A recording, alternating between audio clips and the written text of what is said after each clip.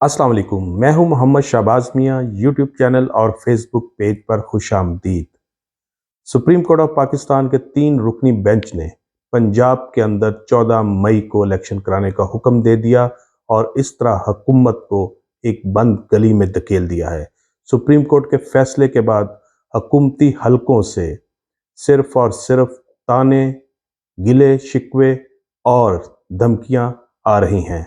चाहे वो मियां नवाज शरीफ हों, मरियम नवाज हों, बिलावल भुट्टो जरदारी हों, राना सनाउल्लाह हों, आजम नज़ीर तारड़ हों या वज़ीर आज़म पाकिस्तान शहबाज शरीफ हों, सब गुस्से में हैं, तनाव में हैं और परेशानी में हैं कि अब क्या किया जाए, क्योंकि जो रेत है उनके हाथ में वो उनकी अब मुट्ठी से फिसल रही है और उनके हाथ में जैसे कुछ नहीं रहा, और जो कुछ रहा है वो उसकी धमकी देना शुरू हो गए हैं कि हम मुल्क के अंदर इमरजेंसी लगा सकते हैं।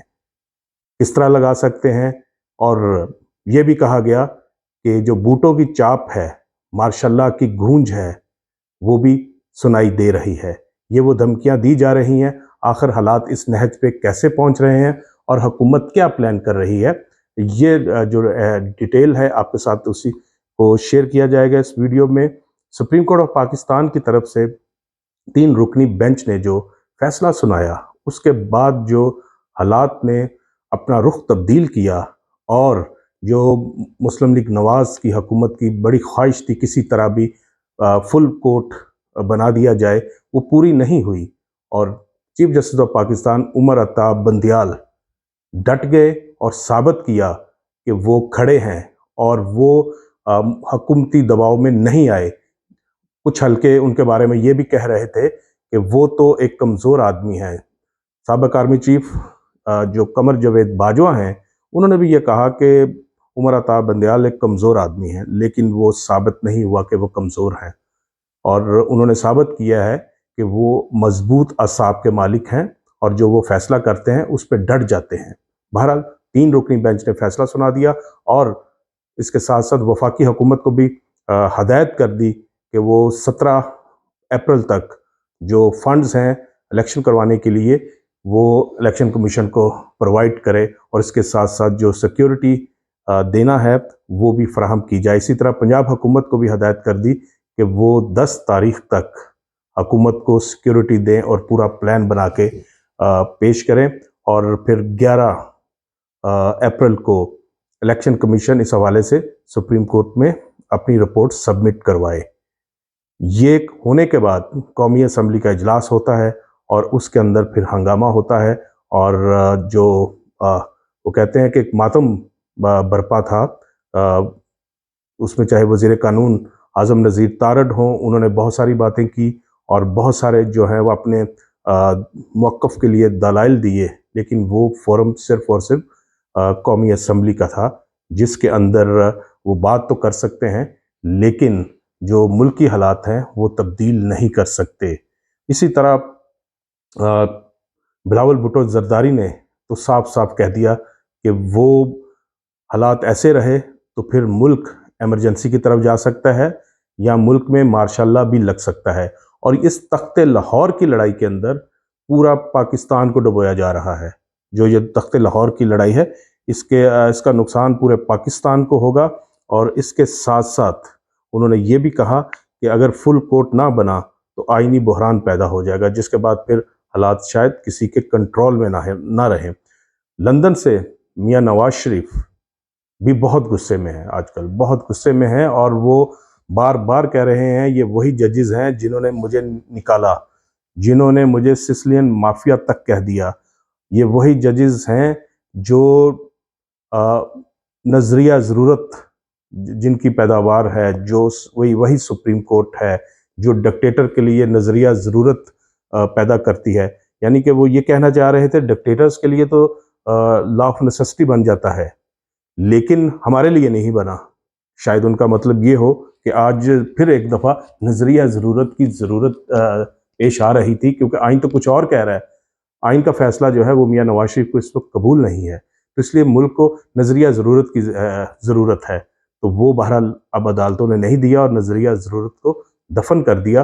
तो उससे फिर परेशानी भी है और पुराने गिले शिकवे भी हैं।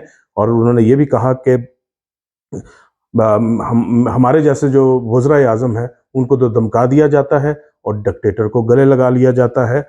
और इसके साथ-साथ ये अदालत जो है वो सिर्फ़ वन मैन शो रह गई है और 4 जजेस का जो फ़ैसला है, उसको 3 जजेस मानने को तैयार नहीं हैं और यही चार्जशीट है इन 3 जजेस के खिलाफ। नवाज शरीफ ने खुल के कहा कि इन 3 जजेस के खिलाफ सुप्रीम जुडिशल काउंसिल के अंदर रेफरेंस दायर कर देना चाहिए, क्योंकि ये चार्जशीट है उनके खिलाफ। तो बहुत गुस्से में थे मियाँ नवाज शरीफ।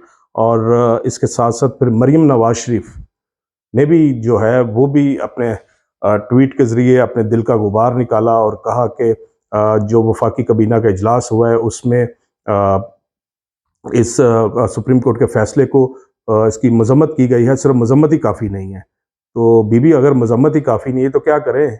वफाकी काबीना जो बंदूकें पकड़ के सुप्रीम कोर्ट पहुंच जाए, आप क्या चाहती हैं? एक तरफ तो आप कहती हैं कि आपकी हुकूमत नहीं है और दूसरी तरफ जो है वो वफाकी काबीना को से ख्वाहिशात रखती हैं, उन्हें हदायत देती हैं कि सिर्फ मजम्मत कर देना ही या मुस्तरद कर देना ही फैसला काफ़ी नहीं है। तो फिर क्या होना चाहिए? क्या मुल्क में आग लगाना चाह रहे हो आप लोग? खुल के बताओ। जो आपके इरादे हैं, आप इलेक्शन की तरफ नहीं जाना चाहते। ये सब लोग बचा-बचा कह रहा था कि आप नहीं जाना चाहते इलेक्शन की तरफ। आप चाहते हो कि सिर्फ जितना वक़्त हुकूमत में गुज़र सके वो गुज़ारें और उसके बाद फिर अगर ये मौका नहीं मिलता तो फिर मुल्क जाए, अवाम जाए, भाड़ में जो भी होता है हो, हमें इससे परवाह नहीं है, चाहे मुल्क में मार्शल लॉ लग जाए। यहाँ तक आप लोग कहना शुरू हो गए हो कि इमरान खान को नहीं आना चाहिए किसी भी सूरत, चाहे मुल्क के अंदर इमरजेंसी लगाना पड़े, चाहे आप ताकतवर हलकों को ये मैसेज दे रहे हैं कि आप मार्शल लॉ लगा दें, हमें कोई परवाह नहीं अब। यहाँ तक बात जो है वो पहुँच चुकी है मुस्लिम लीग नवाज़ के हलकों में, ये गुफ्तगू हो रही है बाकायदा कि अब इमरजेंसी लगाई जा सकती है। इसका ऑप्शन जो है पार्लियामेंट इस्तेमाल कर सकता है। इमरजेंसी लगेगी तो हालात मज़ीद ख़राब होंगे, बेहतर नहीं होंगे। मुल्क के अंदर अगर इलेक्शन नहीं होंगे 14 मई को पंजाब के, तो हालात मज़ीद ख़राब होंगे। इमरजेंसी लगेगी तो खुदा न खास्ता फिर हालात उस तरफ जा रहे हैं जिसकी तरफ आप खुद इशारा कर रहे हैं, बिलावल भुट्टो ज़रदारी इशारा कर रहे हैं और दीगर जो कायदीन है, लीडरशिप है, वो इशारा कर रही है, इमरान खान इशारा कर रहे हैं। एक और आज अहम बात तहरीक इंसाफ के चेयरमैन इमरान खान ने की है। अमरीकी अखबार से जो इंटरव्यू के दौरान उन्होंने कहा है कि जो ताकत का मरकज़ है उससे फ़ौज नहीं होना चाहिए।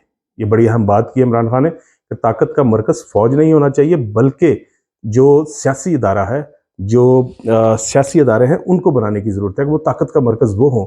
इसके लिए नए समाजी जो मुआहदे की ज़रूरत है, यानी न्यू सोशल कॉन्ट्रैक्ट, इसकी ज़रूरत है पाकिस्तान को, पाकिस्तान की रियासत को, कि एक नया सोशल कॉन्ट्रैक्ट किया जाए इदारों के दरमियान, जो अवाम और इदारों के दरमियान हो, कि ताकत का मंबा महवर जो है वो जो सियासी अदारे हैं, जो अवामी इदारे हैं, जो अवाम की ताकत से, अवाम के वोट की ताकत से बनते हैं, उनको होना चाहिए, ना कि फ़ौज को होना चाहिए। यही एक बड़ा बयानिया है जो कभी माजी में पीपल्स पार्टी के पास होता था, फिर एक वक्त में मुस्लिम लीग नवाज़ के पास आया, जिसको एंटी एस्टेब्लिशमेंट बयानिया भी कहा जाता है, और आज ये बयानिया इमरान खान लेके चल रहे हैं, जो आज से ठीक 1 साल पहले तक पीडीएम की जमातें लेके चल रही थी, जो मौलाना फजलुर रहमान ने सर पे बोझ उठाया हुआ था एंटी एस्टेब्लिशमेंट का, जो मियाँ नवाज शरीफ ने उठाया हुआ था, जो वोट को इज्जत दो और मुझे क्यों निकाला की बात करते थे, जो मरियम नवाज बहुत जहरीली गुफ्तगू करती थी एस्टेब्लिशमेंट के खिलाफ, ये वही बयानिया है जिससे बाकी सब तो हट गए, इमरान खान नहीं हटा। यही वो एक तकलीफ है, क्योंकि पाकिस्तान के अंदर एंटी एस्टेब्लिशमेंट बयानिया जो है वो हमेशा मकबूल होता है, वो जमात हमेशा मकबूल होती है। जो इस वक्त तहरीक इंसाफ का जो ग्राफ ऊपर जा रहा है, जो सर्वे आ रहे हैं, उसकी वजह यही है कि लोग समझते हैं कि फ़ौज का किरदार सिर्फ़ और सिर्फ जो उनका प्रोफेशनल किरदार है वो होना चाहिए, एस्टेब्लिश अदलिया का किरदार जो है वो अदालतों तक महदूद होना चाहिए, बाकी जो इख्तियारात हैं वो अवामी इदारों के पास, सियासी इदारों के पास होने चाहिए, क्योंकि मुल्क के अंदर जमहूरियत है, पार्लिमानी जमहूरियत है, तो फिर इख्तियार भी अवाम के नुमाइंदों के पास होना चाहिए। तो ये था आज का वीलॉग, और इसके अंदर जो अहम बात जो आपको पहले भी शेयर की और एक मरतबा फिर जो मैं करना चाहता हूँ कि हालात को जिस नहज पे लेके जाया जा रहा है, जिस तरह रातों रात रजिस्ट्रार सुप्रीम कोर्ट को वफाकी काबीना ने ख़त्म किया और उनके नोटिफिकेशन किया कि किसी तरह उनको फौरी तौर पे हटाया जाए, हटा भी दिया, लेकिन उस पर इम्प्लीमेंट नहीं हुआ। और जो चीफ जस्टिस ऑफ पाकिस्तान ने उनको काम करने से रोका नहीं, उनको क्या आप अपना काम जारी रखें। तो मुल्क के हालात जो हैं वो संगीन होते जा रहे हैं, और फिर जो गुफ्तगू हो रही है और हुकूमती किसी हद तक ख्वाहिश भी लगता है कि मुल्क के अंदर इमरजेंसी लगाई जाए, तो हालात उस तरफ बड़ी तेज़ी के साथ जाते हुए दिखाई दे रहे हैं।